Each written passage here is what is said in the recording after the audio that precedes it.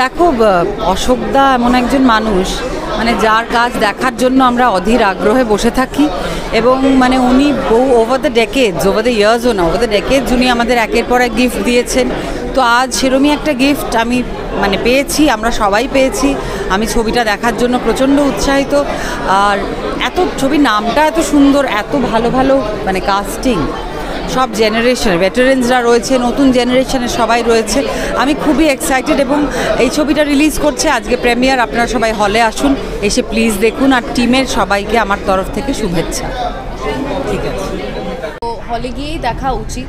মানে এটার মধ্যে মানে কি বলতো, আমাদের জীবনটা তো খুবই মানে আমরা যেরকমভাবে আমার ঘরের মধ্যে থাকি, বাড়ির মধ্যে থাকি, মানে খুব ছোট করে দেখি, কিন্তু সেই ছোট জীবনটাই আসলে আমাদের মানে চিরকাল ওরমভাবেই কাটবে। সেটা যখন আমরা বড় পর্দায় দেখব, সেটা আমার মনে হয় অনেক বেশি রিলেটেবল মনে হবে। আমরা তো ওটিটিতে প্রচুর সিনেমা ছবি দেখি, কিন্তু সেগুলো সেই ছোট ঘরের মধ্যেই দেখি। এটা একটু ঘরের বাইরে বেরিয়ে নিজের গল্প দেখতে ভালো লাগে না? তো সেটাই বলবো।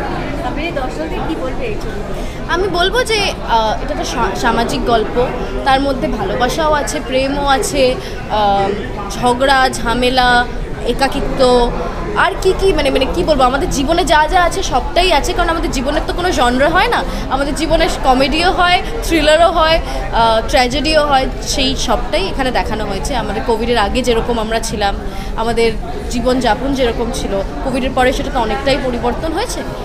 আমরা তাও কোভিডের পরে এখন আবার প্রিমিয়ার করতে পারছি, আমরা করতে পারিনি অনেক দিন। তো সেই জায়গা থেকে আমরা একটা সর্ট অফ হোমাজ আমাদের জন্য, মানে আমরা মানুষ জাতি হিসেবে আমরা যে লড়াই করতে পেরেছি, এরকম একটা মানে ভাইরাস প্যান্ডেমিকের সঙ্গে আমরা লড়াই করে জিততে পেরেছি। অফকোর্স আমাদের অনেক কিছু তার মধ্যে আমরা হারিয়েওছি, তো সেই সব কিছু তো আমাদেরকে অ্যাকনলেজ করা উচিত। তো এই ছবিটা সেইভাবে অ্যাকনলেজ করছে। হেমন্তের অপরাহ্ন কেমন কাটে? আমি এটা ভেবেছি অ্যাকচুয়ালি। আমার হেমন্তের অপরাহ্নর কথা ভাবলে মনে হয় যে স্কুল থেকে ফিরে ওই নভেম্বর মাসে স্কুল থেকে ফিরে একটা অদ্ভুত একটা ম্যাজিক আওয়ার, একটা ল্যাদ ঘুমোতে ইচ্ছে করে, প্রচণ্ড নস্টালজিয়া হয়। আমার জন্য হেমন্তের অপরাহ্ন হচ্ছে সেটা। বলো, তোমার কাছে একটা প্রশ্ন, কিরকম লাগছে মানে এই ছবিটা নিয়ে সব মিলিয়ে একটা ফিলিংস হচ্ছে?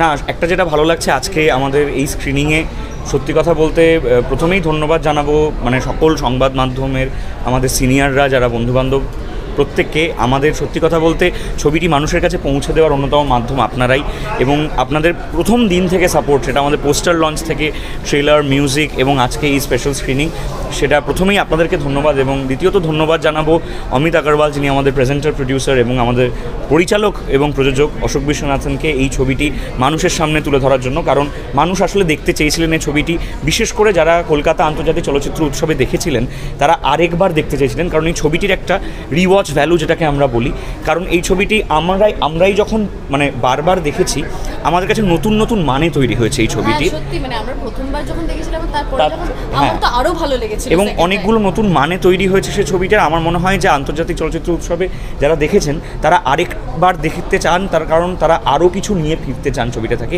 এবং এটার চেয়ে বড় প্রাপ্তি সত্যি কথা বলতে অভিনেতা হিসেবে বা শিল্পী হিসেবে আর কিছু হতে পারে না। দর্শকদেরকে অনুরোধ করব যে আপনারা হলে অবশ্যই যান এই ছবিটি দেখতে। আমি বলতে পারি আপনারা পুরো ফ্যামিলি, আপনাদের বিভিন্ন প্রজন্মের মানুষকে নিয়ে এই ছবিটি দেখতে যেতে পারেন, কারণ সমস্ত প্রজন্মের অভিনেতা অভিনেত্রী কিন্তু এই ছবিতে আছেন। এবং তাই নয়, সমস্ত প্রজন্মের গল্পও বলা হয়েছে। মানে আমার প্রজন্ম তো মানে তুই আমার থেকে এখানে একটু বড়, আমার সিনিয়র, ভাবাই যায় না। হ্যাঁ, তো তোর প্রজন্ম, তারপরে মানে এবং অনেক সিনিয়র প্রজন্মের গল্প বলা হয়েছে, রিটায়ারমেন্টের পরের গল্পটাও বলা হয়েছে। এবং আমার মনে হয় যে আপনাদের বাড়ির মধ্যে যে অনেকগুলো প্রজন্ম আমাদের প্রত্যেকের বাড়িতে থাকে, তাদের প্রত্যেকের কোথাও কানেক্ট তৈরি হবে, রিলেশন তৈরি হবে, এবং সেটা যদি তৈরি হয় অবশ্যই আমাদেরকে জানাবেন। ভালো খারাপ যা প্রশ্ন, মন্দ লাগা ভালো লাগা, প্রচণ্ড উচ্ছ্বসিত হয়ে যাওয়া, সবটাই জানাবেন। আমরা চাই আপনারা দেখুন।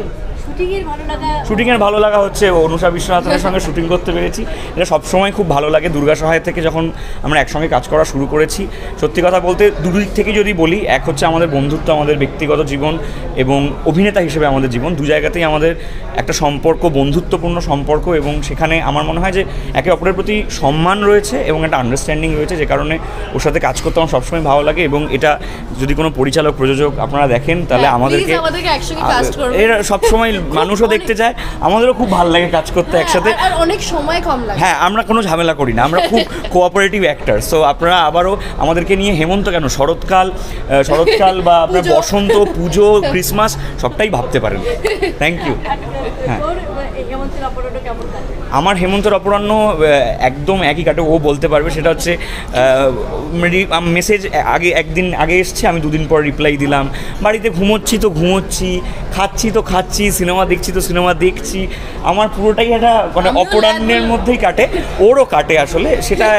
সেটাও বলতে পারো যে এটা আমাদের একটা বন্ধুত্বের অন্যতম জায়গা, যে আজকে না আর বাড়ি থেকে বেরোবো না রে, তো অপরাহ্নেই থেকে গেছি আমরা মোটামুটি। আনছে খবর ভালো থাকা